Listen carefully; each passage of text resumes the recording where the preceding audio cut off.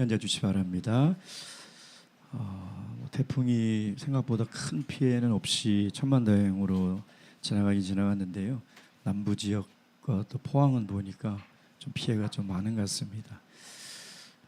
이렇게 비 피해는 없으신지 모르겠습니다. 예수 그리스도 이름으로 하나님 말씀 함께 공부하도록 하겠습니다. 오늘 창세기 12번째 창세기 4장 8절에서 15절까지 말씀, 4장 8절에서 15절까지 말씀 찾으셨으면 저와 함께 교도하도록 하겠습니다. 제가 먼저 8절부터 읽도록 하겠습니다. 가인이 그 아우 아벨에게 고하니라. 그 후 그들이 들에 있을 때에 가인이 그 아우 아벨을 쳐 죽이니라.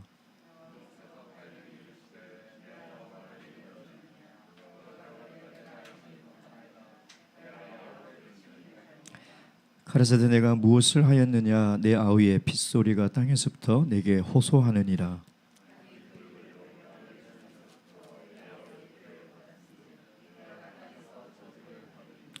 내가 밭 갈아도 땅이 다시는 그 효력을 내게 주지 아니할 것이요 너는 땅에서 피하며 유리하는 자가 되리라.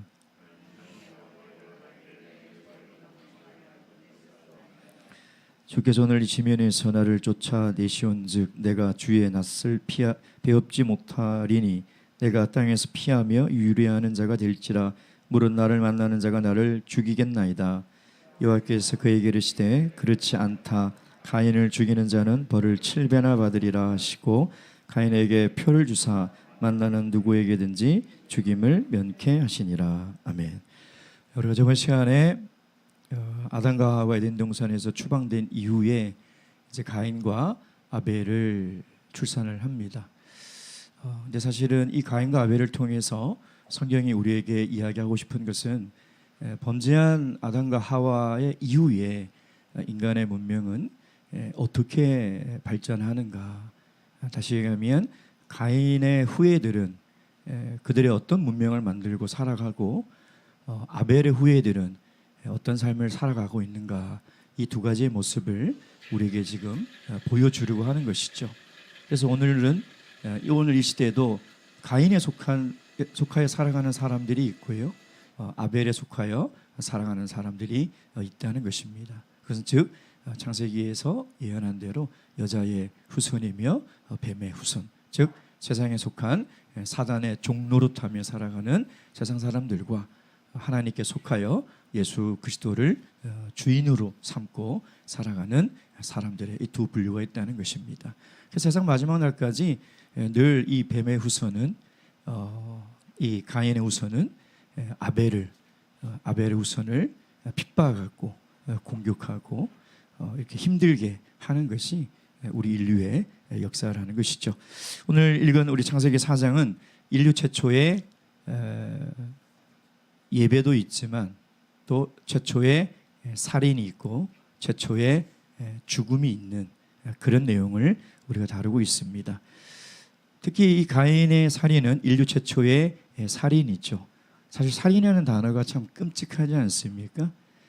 근데 이 살인 사건 이후로 지금까지 아주 수많은 시간이 지나면서 이 살인은 더 잔인하고 더 치밀하며 더 난폭하게 우리 주위에 우리 사회에 벌어지고 있다는 것입니다.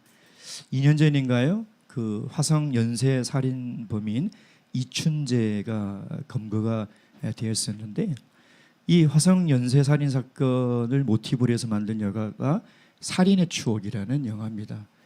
그것을 보고 있으면 연쇄 살인범이 얼마나 참 섬뜩하고 얼마나 무서운지. 근데 그 제목을 제가 딱 보는 순간 영화를 보기 전에 어떻게 살인이 추억이 될 수 있을까? 굉장히 좀 뭔가 단어가 맞지 않는 그런 느낌을 가지고 참 그 영화를 봤는데요. 2년 전에 이 이춘재 범인이 잡혀서 경찰 조사를 이렇게 봤는데요.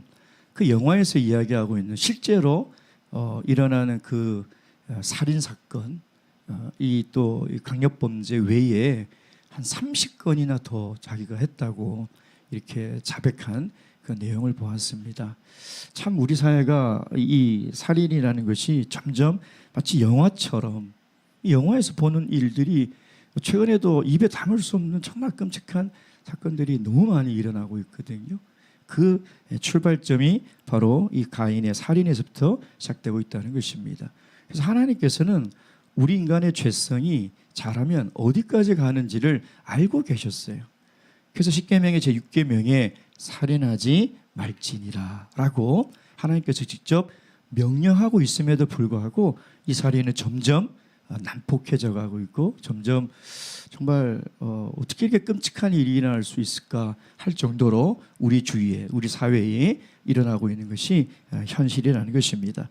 오늘 이 최초의 살인을 통해서 하나님께서 우리에게 이야기하고자 하는 것이 무엇인가, 참 이렇게 생명을 경시하는 이런 이 시대에 우리가 어떻게 살아가야 하는가 함께 이 말씀을 통해서 나누는 시간 갖도록 하겠습니다.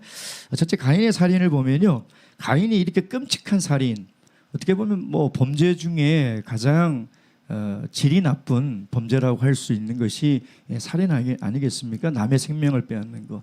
근데 자기의 생명을 빼앗는 살인도 사실 살인이거든요. 하나님께는. 왜냐하면 생명의 주권은 하나님께 있는 것이니까 그것 또한 똑같은 살인의 그 죄목에 들어가는 것이죠. 근데 이 살인을 하게 된 이유가 뭐냐면 세 가지를 실패했기 때문입니다. 첫째는 예배를 실패했어요. 성경에서 이 가인이 살인한 동기의 시작을 성경은 우리에게 뭐라고 얘기하고 있냐면 예배의 실패에서 시작됐다는 것입니다. 이게 참 중요한 것이죠. 예. 우리가 저번 시간에 살펴봤지만 하나님이 왜 가인의 예배는 받지 않으시고 아벨의 예배는 받았을까? 사실 우리가 정확하게 알 수는 없습니다. 왜? 성경은 정확하게 우리에게 이야기하고 있지 않고 있다는 것이죠. 그럼에도 불구하고 이것을 생각하면서 제가 깨달은 게 뭐냐면 이거는 하나님의 주권이구나. 하나님이 무슨 이유가 있어서 받으셨고 무슨 근거가 있어서 받지 않으신 것이지 성경에서 이야기하고 있지 않는 것을 내가 함부로 판단하는 것은 참 무서운 일이구나라는 것을 깨달았습니다. 다만 중요한 것이 뭐냐면 하나님은 받으시는 예배가 있고 받지 않으시는 예배가 분명히 있다. 이거는 분명한 것이죠. 또한 성경이 이야기하는 건 뭐냐면 이 죄 중에 가장 이 질이 나쁜 이 살인의 죄까지 이르는 그 출발점이 바로 예배의 실패에서부터 시작됐다는 것은 또 정확하다는 것입니다. 그러니까 예배의 실패는 어떻게 보면 우리 인생의 실패라는 거죠. 예배의 실패는 우리 삶 전체가 실패한다는 것입니다. 다시 얘기하면 내가 정말 하나님 앞에서 성공된 삶을 살려면 예배가 하나님께 받아들여야 된다. 내 예배를 하나님께서 받으셔야 된다는 것이죠. 이것이 내 삶의 성공과 실패의 출발점이라는 것을 지금 성경은 우리에게 이야기를 하고 있다는 것입니다. 그래서 우리는 늘 예배를 점검해야 되죠. 첫 번째 점검해야 될 게 뭡니까? 나는 누구를 예배하고 있느냐. 이게 굉장히 중요해요. 누구를 예배를 하고 있느냐. 여러분 세상 사람들도 다 예배를 합니다. 예배라는 것은 어떤 것에 관심을 가지고 집착하고 가지려고 하고 쫓으려 하는 것을 예배라고 하는 거예요. 섬기는 거죠. 섬긴다는 말은 그 말이에요. 시간을 많이 두고 자꾸 생각하는 거죠. 그게 돈이면 돈을 섬기는 거예요. 돈을 예배하는 거예요. 세상의 성공을 계속 생각하고 어떻게 하면 내가 세상에서 성공할 수 있을까? 하나님보다 더 집착하고 더 마음에 두고 살아가면 그건 성공을 예배하는 거예요. 세상의 즐거움, 쾌락 이것을 더 많이 누리려고 하고 집착하면 그거는 쾌락을 예배하는 거예요. 공부도 마찬가지고 취미도 마찬가지예요. 예. 내가 하나님보다 더 마음에 두고 더 시간을 두고 여러분 한번 생각해 보세요. 내가 정말 하루 24시간 동안 무엇을 많이 생각하는가? 자녀를 많이 생각하면 자녀도 예배의 대상이 될 수 있어요. 내가 정말 하나님을 많이 생각하며 살아가느냐? 이걸 늘 우리가 점검해야 돼요. 누구를 예배하느냐? 심지어 세상 사람들은 귀신도 예배하지 않습니까? 조상도 예배하고 사탄도 예배합니다. 그러니까 인간은 반드시 무엇을 예배해요? 최근에 가장 많이 예배하는 게 자기 자신을 예배하는 사람들이 점점 많아지고 있죠. 예. 자기 자신을 인생의 중심으로 놓고 이걸 늘 우리가 점검해야 되죠. 그래서 뭘 점검해야 됩니까? 어떻게 예배를 드리고 있느냐. 이게 참 중요한 거죠. 우리가 예배를 어떻게 드리고 있느냐. 가인도 하나님을 믿는 사람입니다. 가인도 예배를 드린 사람. 그러니까 나와 다를 게 없어요. 가인도 예배 드려요. 가인도 하나님 믿었어요. 그렇죠? 나와 똑같은 사람이라는. 그 문제는 하나님이 가인의 예배를 받지 않으셨다는 거죠. 왜 그랬을까요? 예. 그는 예배를 의무적으로 드리고 형식적으로 드리고 정성을 담지 않았다는 것이겠죠. 그렇다면 우리는 예배를 어떻게 드려야 되겠습니까? 신령과 진정으로 우리의 삶을 다해서 하나님께 예배를 드리고 있느냐, 이걸 늘 우리가 점검을 해야 된다는 거예요. 이거는 예배의 성공으로 끝나는 것이 아니라, 예배의 실패로 끝나는 것이 아니라, 이건 내 인생의 성공과 실패를 좌우하는 출발점이 될 수 있다는 것을 오늘 본문은 우리에게 이야기를 하고 있는 거죠. 두 번째는 뭐에 실패했냐면 감정을 다스리는데 실패했어요. 자, 자신의 예배가 받아들이지 않아졌어요. 그러면 어떻게 해야 돼요? 하나님 왜 내 예배를 받지 않으셨지? 하고 자기를 돌아보고 성찰해야 되는데 누구를 갑니까? 아벨에게 눈이 돌아가는 거예요. 그러니까 안색이 변하면서 화가 나는 거죠. 그래서 그의 마음에 미움과 분노가 생기기 시작하는 거예요. 미움과 분노가 생기는데 이걸 다스리지 못하니까 결국 어디까지 가요? 살인까지 가는 거예요. 그래서 예수님께 뭐라 했습니까? 사람을 미워하는 자마다 다 살인하는 자니라 라고 성경에서 이야기를 하고 있죠. 왜냐하면 사람을 미워한다는 것은 이미 이 미움을 가만히 두면 결국 살인까지 가게 돼 있다는 거예요. 그러니까 자기 마음을 다스리지 못했다는 거죠. 여러분, 지금 우리 대한민국은요, 분노 사회로 가고 있습니다. 화를 다스리지 못해요. 화와 짜증이 습관이 된 사람들이 너무나 많아요. 너무나 많아요. 참지를 못해요. 조금만 있으면 화를 터뜨리고요, 짜증을 내고. 그러니까 분노 범죄가 얼마나 많습니까? 얼마 전에 대구의 변호사 사무실에 한 60대 남자가 찾아가서 방화를 해서 얼마나 많은 사람이 죽었어요. 자기가 재판에서 패소했다고 그 책임을 그 변호사에게 물어서 그 무고한 시민들이 얼마나 죽습니까? 층간소음 참지 못해가지고 그 이웃들과 칼부림이 일어나고 끔찍한 일들이 지금 우리 주위에 계속 일어나고 있는 것들이거든요. 그러니까 지금 우리 한국 사회는 어디로 가고 있냐면 분노 사회로 가고 있어요. 며칠 전에 보니까 길 가는 정말 일면식도 없는 남자가 그 힘없는 여성의 그냥 얼굴을 무참하게 이 폭력을 가하는 사건을 보니까 참아놓고 물어보니까 왜 그러냐 했더니 짜증나서 그랬대요. 너무 짜증이 나서. 사회에 대한 불만을 약자들에게 풀어버리는. 그러니까 가인은 뭐냐면 그런 사람이었다는 거예요. 자기 마음을, 자기 분노를 다스리지 못하는 거죠. 여러분, 우리가 신앙생활을 하면서도 계속 내가 분을 참지 못하고 화를 내고 짜증을 낸다면 그 신앙은 반드시 점검해 봐야 돼요. 정말 위험한 거예요. 마음을 다스릴 수 있어야 되는 거죠. 예. 근데 그가 살인까지 갔던 건 뭐냐면 아벨을 쳐다보니까 그 마음에 뭐가 생겨요? 이제 질투하는 마음이 생기는 거죠. 왜 비교를 하면 항상 그러잖아요. 왜 아벨의 예배는 받고 내 예배는 안 받지? 질투심이 생기는 거예요. 그게 결국은 살인까지 가게 되는 거죠. 여러분, 사울이 하나님께서 이스라엘 나라의 초대 왕으로 세우셨어요. 얼마나 영광입니까? 근데 그가 몰락하게 된 이유는 뭐냐면 사울은 천천히요 다윗은 만만이다라는 노래를 딱 들으니까 그 마음속에 뭐냐면 질투의 화신이 들어와 버리는 거죠. 왕임에도 불구하고 그 일개 목동인 다윗을 질투해가지고 평생 다윗을 죽이려고 쫓아다니다가 결국은 인생이 망해버리는 거예요. 그러니까 질투, 이것도 굉장히 무서운 이 마음이라는 것이죠. 잠언 16장 32절 말씀 보겠습니다. 잠언 16장 32절 말씀. 잠언 16장 32절 말씀. 32절 다 함께 읽겠습니다. 시작. 노하기를 더디하는 자는 용사받아 낫고 자기의 마음을 다스리는 자는 성을 빼앗는 자보다 나으니라. 아멘. 자기의 마음을 다스릴 수 있어야 돼요. 예. 그래서 분을 내어도 해가 지기까지 계속 두면 안 되고, 내 질투의 마음이 생기면 기도해야 되고, 그걸 자꾸 다스려야 되는. 예. 세 번째 뭐냐면 신앙의 실패죠. 신앙의 실패. 이게 어떤 신앙이에요? 예배만 드리면 된다는 신앙. 평소의 삶에는 하나님 말씀 불순종하고 하나님 볼 때 죄를 다스리지 못하는 삶을 살면서 예배만 드리면 된다는 잘못된 신앙, 하나님을 두려워하지 않는, 하나님을 경외하지 않는 그런 신앙을 살아가는, 그러니까 하나님을 무서워하지 않는 그리스도인들이 있어요. 하나님 무서워하지 않아요. 정말 위험한 신앙이에요. 가인은 이 세 가지를 실패했기 때문에 결국은 정말 돌이킬 수 없는 이 죄를 저지르게 됐다는 것이죠. 그래서 이제 하나님께서 이제 심판을 하십니다.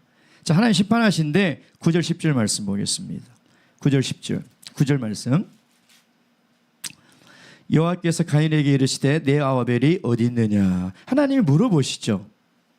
우리가 창세기에도 아담과 하와가 범죄할 때 하나님이 찾아가셔서 물어보시잖아요. 아담아 내가 어디 있느냐. 그것은 뭐냐면 항상 하나님은 심판하기 전에 기회를 주신다고 그랬잖아요. 어떤 기회예요? 회개의 기회. 여러분 우리가 성경을 잘 읽어보면 하나님은 기회를 주지 않고 심판하신 적이 한 번도 없어요. 하나님 항상 기회를 주세요. 근데 문제는 그 기회를 놓치기 때문인 것이죠. 최후의 마지막 심판도 마찬가지죠. 하나님이 예수님이 이렇게 더디 오는 이유는 왜 그런다고 그랬어요? 한 사람이라도 회개하여 하나님을 믿고자 예수님께서 더디 오시는 거라고 분명히 이야기를 하고 있잖아요. 하나님은 그 회개의 기회를 주시는, 내 아우 아벨이 어디 있느냐. 이건 뭐냐면 회개하라는 거예요. 그 기회를 주시는 거거든요. 예. 근데 뭐라고 얘기해요? 가인이 그가 가로되 내가 알지 못하나이다. 거짓말이죠. 거짓말이죠. 자기가 아우 아벨을 죽이고 뭐 땅에 파묻었으니까 땅에서 핏소리가 난다고 하지 않겠습니까? 아마 들키지 않게 숨겨놨겠죠. 예. 그러면서 나는 모릅니다. 내가 죽이지 않았다는 거죠. 그러니까 하나님 앞에 이렇게 떳떳하게 당당하게 거짓말을 하고 있는 거예요. 사단의 속성이 거짓이라고 했지 않습니까? 예. 죄는 항상 그래요. 그 다음에 또 뭐라고 그럽니까? 내가 아우를 지키는 자입니까? 그러니까 하나님의 질문에 대한 근본적이고 원천적인 자기의 부정을 하고 있는 것이죠. 그러니까 죄가 이렇게 무서워요. 하나님이 죄를 지은 우리를 찾아올 때 우리는 늘 항상 부정하고 숨기고 항상 그런다는 거죠. 그러니까 내가 그런 게 아니라 죄가 나를 그렇게 만드는 거예요. 그러니까 죄는 하나님이 찾아오면 자꾸 안으로 막 파고 들어가려고 하는 성질이 있거든요. 그래서 정말 저 밑바닥까지 계속 들어요. 하나님이 계속 찾아오고 하나님이 계속 우리의 죄를 들춰내라고 하는데도 끝까지 숨어가면 나중에는 정말 이게 실패하는 거죠. 이게 망하는 거예요. 예. 하나님은 죄를 지은 현장을 반드시 찾아오세요. 왜? 죄를 심판하시기 위해서. 근데 심판하기 전에 항상 기회를 주신다는 거죠. 근데 죄의 속성은 어때요? 숨기고 거짓을 말하고 변명하고 책임을 전가하는 그 죄의 특징이 있다는 것입니다. 그러니까 우리 잘 알아요. 근데 죄는 반드시 드러납니다. 세상에도 그러잖아요. 세상에도 죄를 하늘이 알고 땅이 알고 네가 알고 내가 안다 이런 얘기가 있거든요. 숨길 수가 없어요. 세상 법도 완전 범죄가 없다고 하거든요. 하물며 세상도 그런 말이 있는데 불꽃 같은 눈으로 우리의 패부까지 감찰하시는 하나님께 무엇을 숨길 수 있겠냐 이 말이에요. 사람이 안 본다고 나 혼자 있다고 짓는 죄 하나님이 모르실까요? 하나님이 모르시겠냐 이 말이에요. 하나님 아신다니까요. 그래서 하나님이 그 죄를 드러내라고 찾아올 때 우린 자꾸 착각해요. 그 죄를 잘 숨겼다고 생각하는 거죠. 왜? 본 사람이 없으니까. 아는 사람이 없으니까. 내가 그렇게 살아가는지 누구도 본 적이 없으니까. 가인이 그런 마음을 가지고 있었다는 거예요. 하나님이 보고 계시는데 어떻게 숨길 수가 있냐. 그러니까 하나님이 죄 지은 우리의 삶에 찾아오면 우리는 숨길 수가 없어요. 죄를 드러내야 돼요. 그게 내가 사는 길이라는 것입니다. 죄가 드러나면 하나님께서 반드시 용서해 주세요. 요한일서 1장 9절 말씀 보겠습니다. 요한일서 1장 9절입니다. 요한일서 1장 9절 말씀. 1장 9절 다 함께 읽겠습니다. 시작. 만일 우리가 우리 죄를 자백하면 저는 미쁘시고 의로우사 우리 죄를 사하시며 모든 불의에서 우리를 깨끗게 하실 것이요. 그러니까 변명하지 말고 숨지 말아야 돼요. 수치스러운 거 알아요. 저도 그래요. 저도 하나님이 제 죄를 건드리면 굉장히 수치스럽고 이것을 하나님께 자백한다는 것이 얼마나 큰 용기가 필요한지 알아요. 근데 어릴 때도요. 뭐 제가 어머니께 맞아본 적은 없어요. 한 번도 없어요. 제가 착한 아이라서가 아니라 저희 어머니가 때리지를 않으셨어요. 근데 옆집에 친구를 보면 어휴 연탄집게를 들고 막 때리시고 그러세요. 그 저는 너무 하나님께 감사했어요. 예, 아 우리 어머니는 안 때리셔서 너무 감사하다. 근데 이 녀석이 제 친구가 어떻게 하면 안 맞는지를 알았어요. 엄마가 막 그 옆집 아주머니 엄마가 막 때리러 오면 그냥 울면서 엄마 품으로 뛰어 들어가 버리더라고요. 막 잘못했다고. 그러니까 안 때려요. 근데 내가 뭐 잘못했어 하고 도망가면 끝까지 쫓아가가지고 잡아가지고 때리더라고요. 예, 마찬가지예요. 우리가 죄를 지으면 하나님께 들어가 버려야 돼요. 하나님 저 이런 잘못을 저질렀어요. 또 이런 죄를 저질렀습니다 하고 하나님 품으로 들어가 버려야지 하나님이 우리의 죄를 용서해 주시지. 자꾸 하나님께로 멀어지고 숨으면 정말 큰 벌을 받게 돼요. 하나님께 우리가 자백하면 하나님 반드시 용서해 주신다는 것입니다. 그리고 이제 땅에 대해서 저주를 하죠. 11절 12절 말씀. 땅이 그 입을 벌려 내 손에서부터 내 아우의 피를 받았은즉 내가 땅에서 저주를 받으리니 내가 밭가라도 땅이 다시는 그 효력을 내게 주지 아니할 것이요 너는 땅에서 피하며 유래하는 자가 되리라. 아담도 범죄함으로 땅이 저주를 받았는데 또다시 땅이 저주를 받는데 이거는 특별히 가인에게 얼마나 중요하냐면 가인은 농부예요. 농사 짓는 사람이 열심히 땅을 떨려 농사를 짓는데 땅이 아무 열매도 내지 않는다는. 무슨 얘기예요? 삶의 터전을 잃어버리는 거예요. 살아갈 수 있는 기반이 이제 사라져 버렸다는 거죠. 땅이 그렇게 저주를 받게 돼요. 그다음에 세 번째 가인에 대한 심판을 하시는데 그게 뭐냐면 12절 피하며 유리하는 자가 되리라. 이제 가인의 인생은 방황하는 사람이 돼요. 방황하는 거죠. 예. 땅에서도 쫓겨나서 온 지면에서 쫓겨나서 이제 방황하는. 여기서 피하다는 말이 뭐냐면 요동하다, 비틀거리다, 방황하다 이런 뜻이에요. 여러분 하나님께 추방당한 사람들의 가장 큰 불행이 뭐냐면 참된 안식을 누리지 못한다는 거예요. 그러니까 세상 사람들이요 돈은 많고 지위는 높은데 참된 안식이 없어요. 지위가 제일 높은 우리 대통령님 편히 잘까요 지금? 편히 못 잘 것 같아요. 지지율이 이렇게 떨어지는데 어떻게 잘 수 있겠어요? 그럼 돈이 제일 많은 우리 삼성그룹 회장님은 편안하게 잘까요? 아니에요. 막 세계 글로벌 기업들과 경쟁하려면 잠을 잘 수가 없어요. 이것처럼 불행한 일이 어디 있나요? 그러니까 하나님을 떠난 사람들은 참된 안식이 없는, 참된 평안이 없는. 제일 불행한 건 뭐냐면 그들의 인생은 나중에 죽어서 돌아갈 집이 없어요. 여러분 이것처럼 불행한 인생이 없어요. 집을 나가보신 적이 있나요? 집을 나가도 돌아갈 집이 있으면 괜찮아요. 근데 집을 나갔는데 돌아갈 집이 없는 것처럼 불행한 것이 없어요. 여행이 즐거운 이유가 뭘까요? 여행이 행복한 이유가 뭘까요? 돌아갈 집이 있기 때문에 행복한 거예요. 돌아갈 집이 없으면 그 여행은 여행이 아니에요.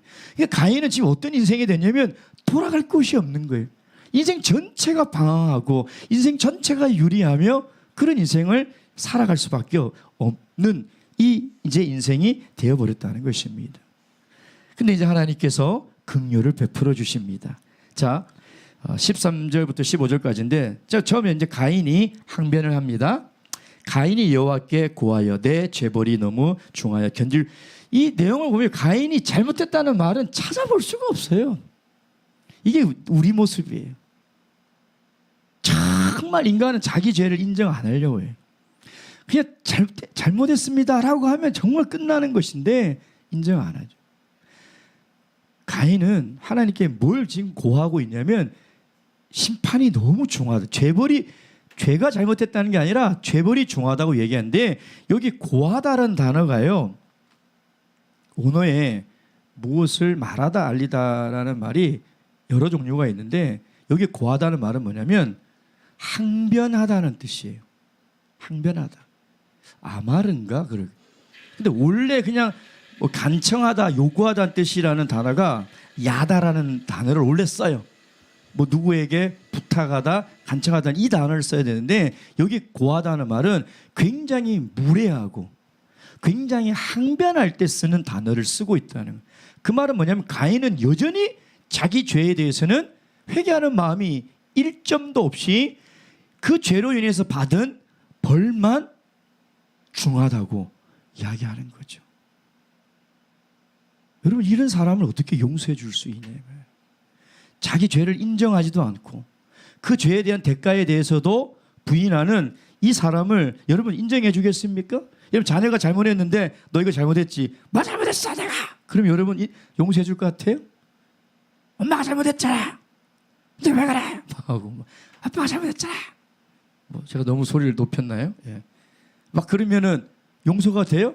더 화가 나가지고 이게 그냥 하고 막 도하지 않습니까? 그렇게 전개가 되는 것이 맞아요. 예. 사실 여러분 가인이 살인을 했다면 어떤 형벌을 받아야 돼요? 사형 아니면 무기징역이죠. 근데 땅에서 추방당한 것은 뭐냐면 집행유예예요. 엄청 선처를 베푼 거죠. 땅에서 쫓아낸 것은 뭐냐면 형을 내가 유예해 줄 테니 네가 어떻게 앞으로 살아가는지 보자는 거거든요. 정말 감사해야 되는데 오히려 하나님께 이 벌이 너무 중하다라고 지금 항변하고 하나님께 따져들고 있다는 것이죠. 그러면서 뭐라고 얘기해요? 가인이 뭐가 두렵다고 그럽니까? 14절 보세요. 14절 말씀. 무릇 나를 만나는 자가 나를 여기 위에 보면 내가 주의 낯을 배웁지 못하리니 내가 땅에서 피하여 유리한 자가 될지라 무릇 나를 만난 자가 나를 죽이겠나이다. 주의 낯을 뵙지 못한다는 건 하나님과 관계가 단절됐다는 거예요. 유대인에게 있어서 하나님의 얼굴을 본다는 것은 하나님의 보호를 받는다는. 그래서 민수기에 그 뭐예요? 여호와는 너에게 뭐 그 복을 주는 그 보면 여호와의 얼굴이 너를 향하고 이런 말이 있잖아요. 그 말이 뭐냐면 하나님이 너를 계속 지켜주시겠다, 너를 계속 보호하겠다는 굉장히 중요한 축복이거든요. 근데 내가 여호와의 낯을 내가 보지 못한다는 건 뭐냐면 하나님과 관계가 단절돼서 이제 더 이상 하나님의 보호를 받지 못하는데 누군가가 나를 죽일까 봐 두렵다는 거죠. 참 양심 없죠. 자기는 사람을 죽여놓고, 아니 사람이 아니라 권력이죠. 가장 가까운 동생을 죽여놓고 자기는 죽을까 봐 두렵다는 거죠. 참 양심 없는 사람이지 않겠습니까? 근데 나를 만나는 자가 나를 죽겠다. 이게 참 난제죠. 이걸 어떻게 해석해야 되는가? 예. 아담과 하와의 그러니까 아담 지금 인구가 4명인데 그렇잖아요. 아담과 하와, 가인과 아벨인데 아벨이 죽었으니까 3명인데 도대체 나를 만나는 자가 누구지? 아담인가? 하와인가? 이게 그냥 난제거든요. 예. 뭐 여러 가지 견해가 참 많습니다. 근데 전통적인 견해는 뭐냐면 굉장히 시간이 많이 흘렀고 아담이 가인과 아벨 외에 다른 자녀들을 많이 낳았을 것이다 라는 것이 전통적인 그냥 견해예요. 알 수는 없어요.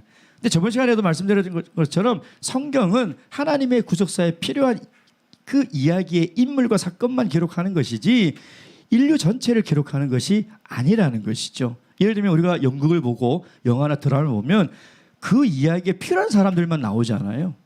그렇지 않습니까? 그 무대 위에 있는 사람이 그때 당시 그 시대의 전부는 아니지 않습니까? 그것처럼 성경이라는 무대에 하나님께서 어떤 인물을 올려놓냐면 하나님의 구속의 이야기에 필요한 사람들만 올려놓는 거죠. 그러니까 우리가 그렇게 이해를 해야지 도대체 다른 사람이 누굴까? 라고 막 이게 하다 보면 어디까지 가냐면 어떻게까지 이야기하는 신학자들이 있냐면 하나님이 아담 외에 다른 아담도 만들었다. 이렇게까지 해석을 가는 신학자들도 있습니다. 예. 우리는 이것은 그냥 참고만 하면 되고요.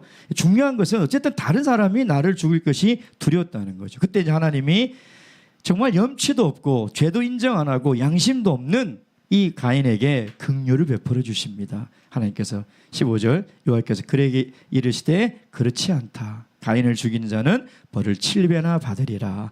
7배나 받는다는 뭐냐면 내가 확실히 지켜주겠다는 거예요. 7이라는 숫자.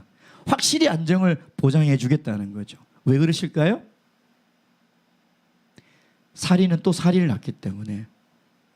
그래서 이 살인의 악순환을 끊어야 되기 때문에 하나님께서 이야기를 하는 거죠. 그러면서 뭐라고 얘기해요? 가인에게 뭐를 줘요? 표를 줬다 그랬죠. 표. 가인에게 표를. 이 표라는 원어의 단어가 기호, 표징, 이적, 기적 이런 의미를 다 가지고 있습니다. 오투라고 히브리어로 오투라고 하는데 이 단어가 이런 의미를 다 가지고 있어요. 이 표라는 것이. 이 표가 뭘까? 여기에 대한 해석도 굉장히 많거든요. 뭐 이마에 마치 주홍글씨처럼 새긴 것이 아닐까, 아니면 늘 휴대할 수 있는 뭐 증서가 아닐까, 어떤 사람은 머리 모양이 아닐까, 뭐 하여튼 여러 가지 해석이 있어요. 이게 뭔지는 몰라요. 다만 확실히 알 수 있는 것은 뭐냐면 그 표가 타인이 가인이 살인자구나, 그리고 그걸 알 수 있고 그 표로 말미암아 가인의 생명을 보호받을 수 있다는 것은 확실한 거죠. 그게 뭔지. 근데 우리가 성경을 쭉 읽어보면 하나님의 구속사를 보면 이 표가 계속 쭉 나오죠. 자, 출애굽기 12장 13절 말씀 보세요. 출애굽기 12장 13절. 출애굽기 12장 13절입니다. 12장 13절 제가 읽겠습니다. 내가 애굽 땅을 칠 때 그 피가 너희에 거하는 집에 있어서 너희를 위하여 표적이 될지니라. 이게 뭐냐면 이 오투란 표예요. 표적이 될지니라. 내가 피를 볼 때 너희를 넘어가려니 재앙이 너희에게 내려 멸하지 아니하리라. 이거 유월절 사건을 얘기하는 거죠. 그러니까 이 유월절 문설주에 피를 바르면 넘어간다는, 그 집안에 있는 사람은 살 수 있는 거죠. 그가 어떤 죄인이든 간에 그가 어떻게 살아왔든 양심이 있든 없든 상관이 없어요. 그 피를 바르면 다 살 수 있죠. 생명을 보호받을 수 있는 거죠. 또 그 표가 어디 나옵니까? 여호수아에 보면 그 여리고성의 기생 라합, 나중에 쳐들어올 때 너희 가족을 살려주겠다, 그 증표를 달라 그러잖아요. 그게 뭐예요? 붉은 줄. 그때 그 증표가 이 오트를 쓰고 있어요. 그러니까 여리고성을 함락하러 갈 때 기생 라합에게 약속한 이 표가 그 표죠. 또 이 표가 언제 나오냐? 이사야서 7장 11절 말씀 보겠습니다. 이사야서 7장 11절. 이사야서 7장 11절. 제가 읽겠습니다. 너는 내 하나님 여호와께 한 징조를 구하되. 이 징조가 뭐냐면 표예요. 표징. 이 똑같은 단어를 쓰고 있거든요. 여호와께 한 징조를 구하되. 그래서 12, 13, 자 14절. 이사야서 7장 14절 읽겠습니다. 이 표가 뭔지, 이 징조가 뭔지. 시작. 그러므로 주께서 친히 징조로 너희에게 주실 것이라. 보라, 처녀가 잉태하여 아들을 낳을 것이요 그의 이름을 임마누엘이라 하리라. 이 표가 누구라고요? 예수님, 예수 그리스도. 그래서 이 피라는 것은 양면성을 가지고 있어요. 피, 생명도 가지고 있지만 죽음이라는 걸 가지고 있죠. 그러니까 결국은 이것이 예수님 시대에 가면 이 표가 뭐냐면 예수 그리스도의 십자가죠. 이게 확실한 표거든요. 이 십자가 가지고 있는 양면성이 있죠. 자, 가인의 표는 분명히 그 표로 말미암아 그가 살인자라는 것이 드러나요. 그렇죠? 그냥 수치스러운 거잖아요. 부끄러운 거잖아요. 근데 그것이 있어야 그가 생명을 보호받을 수 있는 거죠. 십자가는 양면성을 가지고 있어요. 저주요, 수치요, 하나님의 저주를 받은 이 부끄러운 것이 십자가예요. 그래서 바울 사도가 그랬잖아요. 고린도전서에 십자가가 멸망하는 자에게는 부끄러운 것이나 구원 얻는 자에게는 하나님의 능력이다. 이 양면성을 가지고 있는 거거든요. 이 십자가가. 근데 굉장히 수치스럽고 십자가는 저주지만 십자가를 통해서 우리가 살 수 있잖아요. 우리가 지금 살 수 있는 것은 이 표 때문에 그래요. 이 십자가 때문에 그런 거예요. 베드로전서 3장 21절 보세요. 베드로전서 3장 21절. 베드로전서 3장 21절 제가 읽겠습니다. 3장 21절. 물은 예수 그리스도의 부활하심으로 말미암아 이제 너희를 구원하는 편이 뭐다? 곧 세례라. 결국 그리스도의 피로 세운 이 세례로 말미암아 우리가 살 수 있는 거예요. 즉 가인의 자리에 우리가 있었던 거예요. 그러니까 내가 가인이에요. 가인이 나쁜 사람이 아니라 내가 그 죄인이었던. 근데 내가 지금 살 수 있는 것은 바로 그리스도의 십자가의 피의 표를 우리가 받았기 때문에 살아갈 수 있는 거죠. 이게 얼마나 감사해요. 가인은 다른 사람이 가인이 아니라 지금까지 가인이 얼마나 나쁜지를, 얼마나 잔인하고 얼마나 양심이 없는지를 살펴봤지만 사실 그게 나의 모습이에요. 나의 모습이라는 거예요. 근데 하나님이 긍휼을 베풀어 주셔서 우리가 하나님의 은혜로 살아가고 있는 거죠. 오늘 제가 본문의 말씀을 묵상하면서요, 아벨은 한마디도 없어요. 억울하게 죽었는데도 아벨이 무슨 얘기를 했는지도 없어요. 그 아벨의 모습에서 예수님의 모습이 보이는 거죠. 정말 도살장을 끌려간 어린 양처럼 잠잠히, 얼마나 억울해요. 아벨이 무슨 죄가 있어요? 아무 죄가 없잖아요. 예수님이 무슨 죄가 있어서 피를 흘렸겠습니까? 아무 죄가 없거든요. 근데 그 피로 말미암아 그는 죽고 우리는 살아난 거죠. 이 양면성을 가지고 있다는 것입니다. 사실 오늘 우리가 이 자리에, 이 가인의 자리에서 이 아벨의 이 자리로 옮겨진 것은 하나님의 은혜입니다. 하나님의 긍휼이 베풀어 주셔서 우리가 이 하나님의 자녀로 살아갈 수 있는 것이죠. 그래서 우리가 늘 예수 그리스도의 십자가를 잊지 말고 이 구원의 은혜에 감사하며 살아가야 할 것입니다. 교훈과 적용 과 함께 기도하도록 하겠습니다. 첫째, 마음을 지키는 지혜로운 신앙인, 우리의 마음을 지키는 것이 생명의 근원을 지키는 것입니다.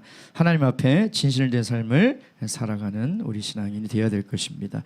죄를 숨기지 마시고 늘 죄를 하나님께 고백하는 것이 우리가 살 수 있는 길임을 믿으시고, 십자가가 부끄럽고 수치스러운 것이 아니라 내가 살아갈 수 있는 근원이요, 내가 살아갈 수 있는 이유고, 내가 하나님께 형벌을 받지 않을 수 있는 은혜의 표라는 것을 꼭 믿으시고 늘 십자가에 감사하며 살아가시는 우리 저와 여러분이 되기를 주님의 이름으로 축원드립니다. 기도하시겠습니다. 기도 제목 보시고, 특별히 우리 가을 영혼에, 금번 가을 영혼에 하나님께서 전도의 문을 열어주시고 이런 양들이 함께 참여할 수 있는 그런 예배 영혼회가 될 수 있도록 다 함께 기도하도록 하겠습니다.